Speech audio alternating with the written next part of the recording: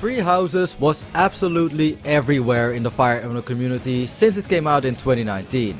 It introduced many new players to the series, and while I had played a few of the 3DS games prior to it, I'd say Free Houses was the game that cemented my love for the Fire Emblem series. Even though it's bound to be overshadowed by Fire Emblem Engage for a long time, this game will always have a special place in my heart, and that was largely because of its amazing casts. Free Houses was far from perfect, but its best aspects were definitely the extensive lore and its characters. Most people gravitate to the students from the free houses, but in this video I want to give some special attention to the church members, who I feel are often overlooked. So for this video I'll be ranking every playable church character that had support conversations, which gives me 10 people to work with. They'll be ranked purely on how much I like them, but I'll tell you right away that I value character writing way more than stats and usefulness. And with that said, here is my ranking of the 10 Church of Seiros members.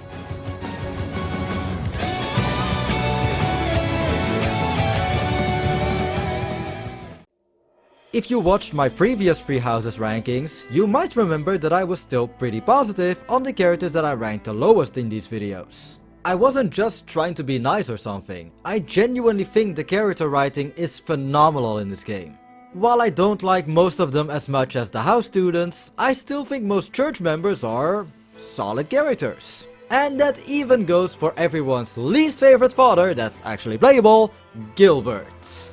Now look, I love Annette, probably more than the average person. But despite everything Gilbert did to her, I still think he's an interesting character. So here's a short summary of his situation. He was tasked with protecting the king and failed to do so. So afterwards he fled the kingdom and left his family behind, wanting to find a way to repent for his mistakes. He stopped having any kind of contact with his family since then, and at this point doesn't even know how to connect again. In a strange way, it's relatable. I don't know about you guys, but I have also lost contact with good friends and didn't know how to talk to them again for long periods of time.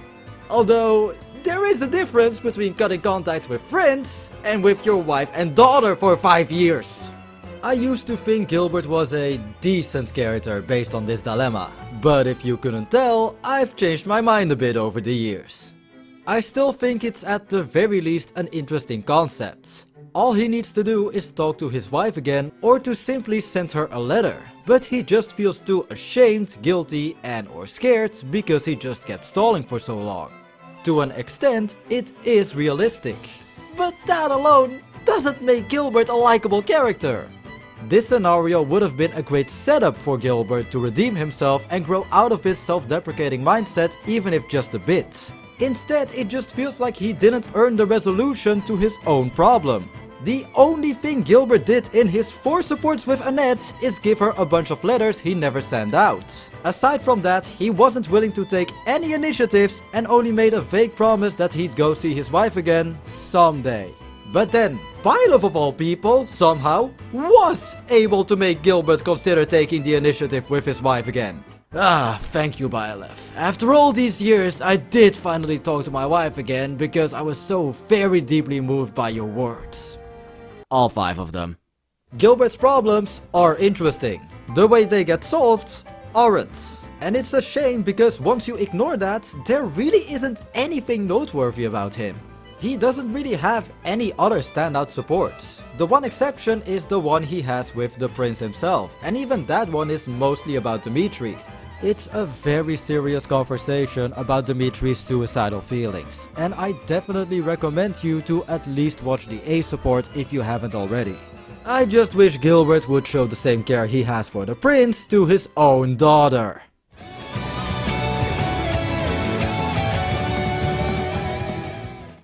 I'm sure all of you had at least a few expectations on which characters would be lower and higher on the list, but it might be a surprise to see the next character this low. Catherine is just in a weird place for me. One of the main things I don't like about her is her obsession with Rhea, yet I don't have problems with many other blind loyalty characters. Here's the thing, Hubert I like because he's just insane and he makes me laugh. His loyalty to Edelgard is just something I respect aside from that. In the same vein, I adore the dude, because alongside being a loyal vassal, he's just a big teddy bear and has a lot going on with Dusker as well. Catherine, on the other hand, just never interested me that much. This is more a problem with all the church members in general. They join you very late, at a point where you'll already have a main group of students built up. Unless they really spoke to me, or if I was really short on students, I never used them that much and as such, never really got attached. However, even after sitting through most of her supports, I still find it really hard to care about her. In the majority of them, she serves as either a big sister or a mentor figure to give the other person development. Either that or it's the two characters talking about her very detailed backstory. I just find it hard to get invested in her story when she isn't nearly as interesting as almost every other character and barely has any development either. Normally I'd say she's someone I just don't have a strong opinion on. But the fact that she's so annoyingly obsessive over Rhea without having anything to compensate for it secured her a spot near the bottom of this list.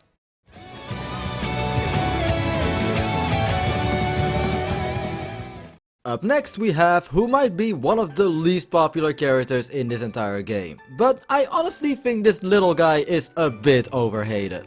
By which I mean Cyril is only one of my least favorites instead of my actual most hated character. Honestly, my experience with him wasn't even that bad. I practically forgot about him in my first playthrough until I killed him, and in my second playthrough I only saw his Ash support, which coincidentally is one of his better ones. It's just a wholesome time with Ash learning the overworked Cyril about the power of friendship. Nice.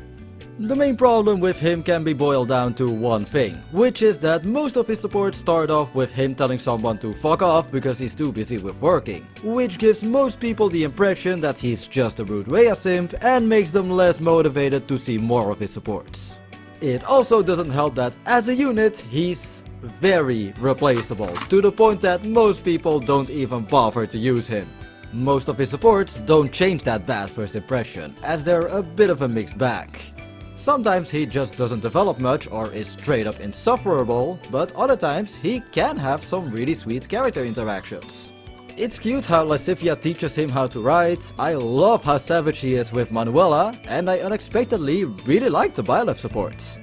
Aside from a few Rhea mentions, it just showed how hard the guy works and how innocent he really is. You can give this boy a ring and he straight up doesn't even know what that implies. It's really freaking cute. Cyril definitely didn't deserve all the hate he gets. He's not one of my favorites per se, but he's not as bad as people say either. It's just unfortunate that so many first impressions were based on his annoying moments or the Rhea fanboying.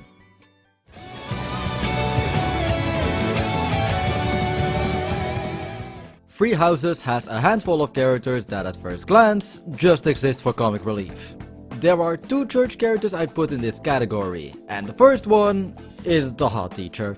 Manuela is basically a woman in her midlife crisis. She's really desperate to hook up with someone, and as such, most of the jokes either boil down to her getting rejected or her straight up getting drunk to get over a breakup. I personally think the jokes can be pretty hit or miss, but when they hit, they really do. I think she can be very funny at times. But you know what's better than a comic relief? A comic relief with a surprising amount of depth. Something I wish I mentioned in my Black Eagles video is that Edelgard actually has some notable support with Manuela and her colleague. These do a lot to develop the Empress herself and go to show that Manuela can still have her serious moments. You also have her support with Flame, for example, that starts out really sweet, but then just becomes incredibly real in the A support. Most other teachers actively try to be a good role model for their students, but Manuela is able to inspire them because she just experienced so much in her life. And whenever she isn't crying over her loneliness, she does display some of that wisdom. Manuela kind of marks a turning point on this list. I wouldn't put her on the same pedestal as most of the students, but I still like her in her own right. I'm also happy to report that I can be a lot more positive for the rest of the video.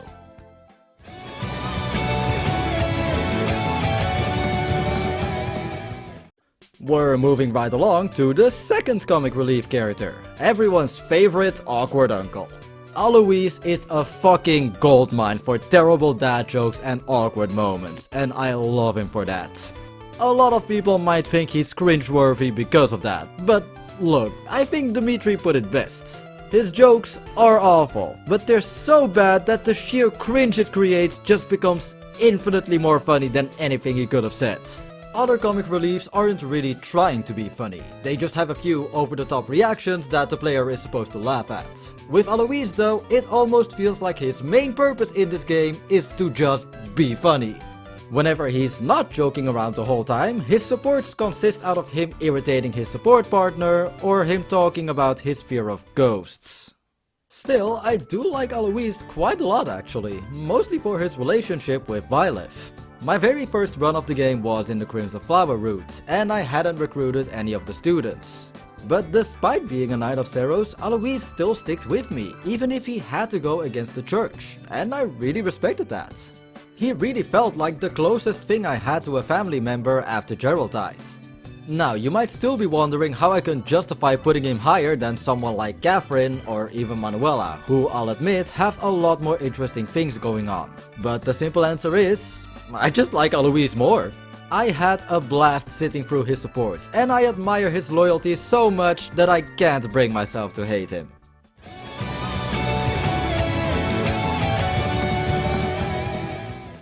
Well then, this guy is technically a Knight of Seiros, even if he's only playable on the route where you turn against Seiros. Erythia is the one character on this list that was added after the game came out. It didn't do him much favors, seeing as he has less supports because of it, but I really liked the few things we did get to see from him. His most important supports are definitely the one he has with Mercedes. They do so much, from establishing their brother and sister dynamic to explaining how the Death Knight came to exist. From the base game, we already knew that Mr. Bartels was a pretty terrible dad, but apparently he was even willing to make his own daughter pregnant himself to have more Crest babies. Hearing this understandably triggered something in Erythia, which made him kill his father and turned him into the psychotic killer we all know today. The Death Knight could have been this edgy, one-dimensional villain, but with this info he suddenly becomes a bit sympathetic and tragic as well.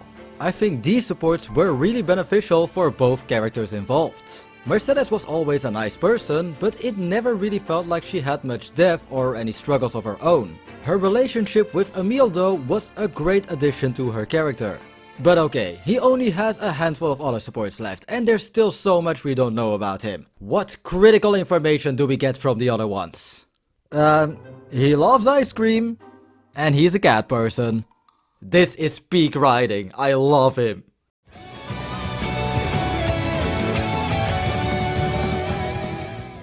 I think almost all church members are pretty overlooked, but I think there's one in particular that even among them is really underrated. Taking his spot as the oldest playable human, it's our favorite quest caller, Hanuman. Now, is it just me, or did anyone else think that his voice actor put the emphasis on weird words like this sometimes? Okay, sorry. I have nothing against his voice actor, to be clear, but I always thought he had a weird speech pattern, and I'm just genuinely curious as to whether I'm alone in feeling that way or not. But for now, let's just go back to talking about Hanuman as a character. Unlike the other teacher, Hanuman comes over as a very wise and composed professor. He can get pretty zealous when crests are mentioned though, but overall he's a bit like a mentor figure to most people, trying to share his wisdom that he obtained throughout his life. Paired with this is once again a really tragic backstory. Hanuman came from a big family, and pretty much all of his siblings had a crest, which sparked his interests. One of his sisters, however, got married off to a noble, and she got abused to death since she couldn't bear a kid with a crest. He has a very complicated view on crest because of this. He's still fascinated by them of course, but also wants to find a way to bestow and remove them from people whenever they please. He wants to create a world where no one has to suffer because of something they happen to be born with or without. Just like Manuela, he has a great support with Edelgard talking about this, and aside from that, he's also able to help Lysithea and Marianne with their crest related secrets. He can be very insensitive when he gets excited about his research, which is something I didn't like about Linhardt either, so that admittedly stopped me from ranking him higher. Still, overall he's a very admirable and noble man, and the fact that he wasn't playable in Free Hopes is honestly a crime.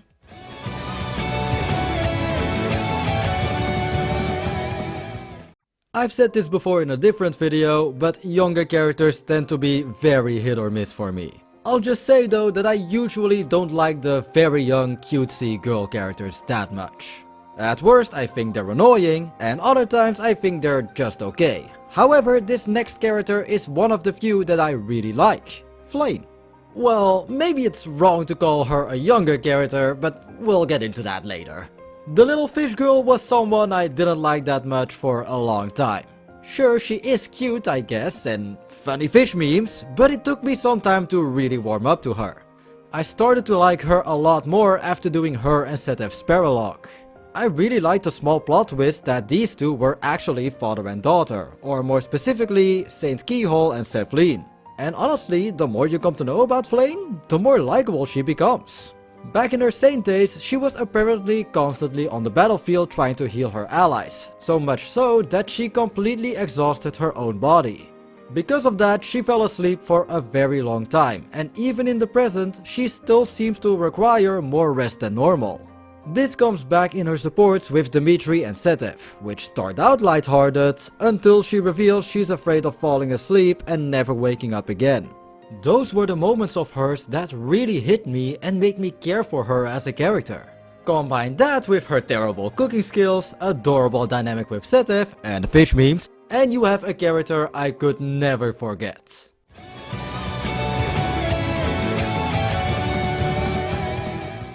Shamir is just awesome. I didn't even know what to say about her at first, I just really like her. She's badass, capable, beautiful, and I want her to step on me. Nah, but seriously, I always knew I liked Shamir, but when I had to put it into words, I didn't really know where to begin. Many people in the community just call her the golf girlfriend that everyone wants, and honestly, that sounds about right. If Aloise was made to be the world's least funny comedian, then Shamir was made to be the coolest character in this game. She's a woman of few words, so she's not much for small talk and is always straight to the point. When she opens her mouth, however, she's also not afraid to speak her mind, but can be nice when she sees people are trying their best. She managed to be this cold and upfront character, but without being mean in the process. Her staying distant from others can also be explained by some things we discover from her supports, like her first partner dying and her struggling to find a place where she belongs. It's pretty easy to make stoic, badass characters kinda one note, but that's where Shamir's supports come in. Once people get through her tough front, we can see her laugh, be surprised, or just enjoy the company of others. Shamir really has it all. She might not be my absolute favorite church member, but her popularity is more than deserved if you ask me.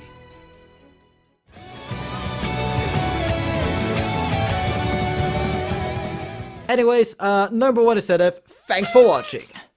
Yeah, I think these 3 are the most popular Knights of Seiros by far. 2 of the 3 are girls of course, because this is the Fire Handle community, and the other is basically the main character of Silver Snow, because no one wanted a playable Rhea, right? It would make sense for most Setef fans to come from Silver Snow, but the thing is, that was the last round I played, and it honestly did nothing for me. If anything, Setef slowly became a character I liked more and more over my different playthroughs. At a first glance, he might not seem that interesting, just a yes man next to Rhea who's only there to criticize you every now and then. However, you get to see many different sides of Setef the further you get in the game. Thanks to his interactions with Flame, we can see a more goofy side of him when he's being an overbearing father, but later we can also see a more caring and vulnerable side, as he's been taking care of her alone ever since his wife died. And once you get access to his supports, you can also see just how kind he is to the students. He's the one that reaches out to many of them to offer them some wise words or to give them a chance to talk about their problems. Setef is also one of the few characters that warms up to Byleth in a natural way, and not just because she's the player insert with a big personality. He was rightfully critical towards her because of Byleth's dubious past, but once he learns her origins, he's able to trust her completely. It's this support that also made Seteth one of my favorites, more specifically because of the moments where he says you're like family to him, and that he will never abandon you because of that. Seteth's family means everything to him. Flayn is his reason for living, of course, but aside from that, he stays fully loyal to the people closest to him, and I think that's fucking beautiful. Did I also mention that this guy is a wyvern rider with some of the most intimidating critical quotes? You shall not survive! Do not try to resist! Just a hindrance! Judgment is past! Seteth is a badass, wise and compassionate family man that I love to death. He's definitely my pick for the best Church of Seiros member in Fire Emblem Three Houses. And that was the final part in my series where I rank all Three Houses characters. I'm really happy that I finally finished this video, and I'm even happier that I did it before the release of Engage. If you enjoyed the video, then feel free to leave a like or a comment, since it helps out a lot with the YouTube algorithm, and subscribe if you want to see more like this in the future.